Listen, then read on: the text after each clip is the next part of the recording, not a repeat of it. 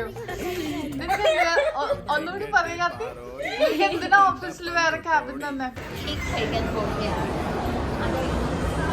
നീ ചേച്ചി ഒരു ചെലവില്ല, ഒരു ആഗ്രഹം നടത്തി കൊടുക്കും.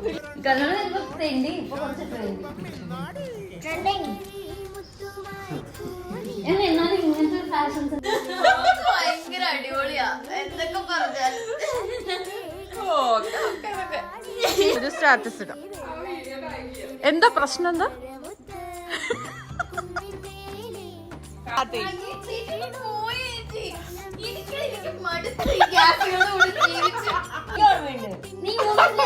ഞാൻ 3 വയസ്സിൽ അംഗൻവാടിയിൽ പോവായിരുന്നു. ഓട്ടോയിലിരുന്നപ്പോ ഞങ്ങള് 3 വയസ്സിൽ MBBS-ലായിരുന്നു. തള്ളു കേക്കട്ടെ.